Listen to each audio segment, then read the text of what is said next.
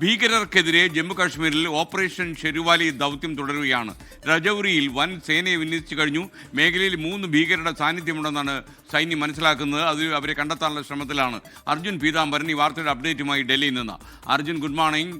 രജൌരിയിൽ വലിയ സേനാ സന്നാഹം വന്നു കഴിഞ്ഞു എന്നാണ് വിവരം. എന്താണ് വിശദാംശങ്ങൾ? Good morning.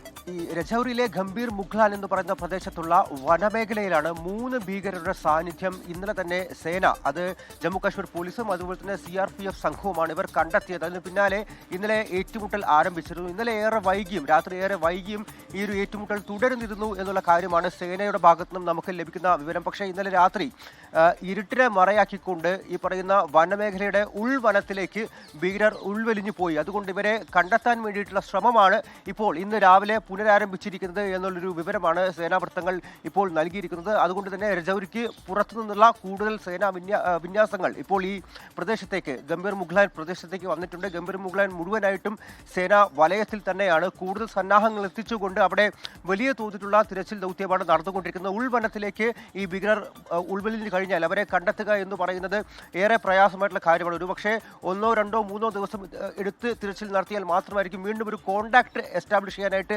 സേനയ്ക്ക് സാധിക്കുക. പിന്നീടായിരിക്കും വീണ്ടും ഈ ഏറ്റുമുട്ടൽ പുനരാരംഭിക്കാനും സാധിക്കുക. എന്തായാലും ഇന്നലെ ഏറെ രാത്രി വരെ ഏറ്റുമുട്ടൽ നടന്നിരുന്നു. പിന്നീട് ഉൾവനത്തിലേക്ക് വലിഞ്ഞതുകൊണ്ട് തന്നെ കൂടുതൽ സേനാ വിന്യാസം എത്തിച്ചുകൊണ്ട് അവിടെ വലിയ തോതിൽ വൻ സന്നാഹങ്ങളെ ഉൾപ്പെടുത്തിക്കൊണ്ടുള്ള ഒരു തിരച്ചിൽ ദൗത്യമാണ് ഇപ്പോൾ പുരോഗമിച്ചുകൊണ്ടിരിക്കുന്നത്. എന്തായാലും 3 ഭീകരർ എത്തിയിട്ടുണ്ട് എന്നുള്ളൊരു വിവരം സേനയ്ക്കുണ്ട്. അവർ എങ്ങനെ എത്തി എന്നുള്ള കാര്യം, പ്രത്യേകിച്ചും ഈ ഗംഭീർ മുഖ്ലാൻ എന്ന് പറയുന്നത് LOCയിൽ നിന്നും കുറച്ചധികം ദൂരെയാണ്. അതുകൊണ്ട് തന്നെ നുഴഞ്ഞുകയറ്റ ശ്രമം ആയിരിക്കില്ല, മറിച്ച് നേരത്തെ തന്നെ ഈ പറയുന്ന പ്രദേശത്തുള്ള ഭീകരരായിരിക്കാം. അവർക്ക് എവിടെ നിന്ന് സഹായം ലഭിച്ചു തുടങ്ങിയിട്ടുള്ള കാര്യങ്ങളെല്ലാം തന്നെ ഇപ്പോൾ അന്വേഷിച്ചുകൊണ്ടിരിക്കുകയാണ്. എന്തായാലും വരും മണിക്കൂറിൽ തന്നെ വീണ്ടും ഈ ഭീകരരുമായി കോൺടാക്ട് എസ്റ്റാബ്ലിഷ് ചെയ്യാൻ സാധിക്കും എന്നുള്ളൊരു പ്രതീക്ഷയാണ് സേനയ്ക്കുള്ളത്. SK.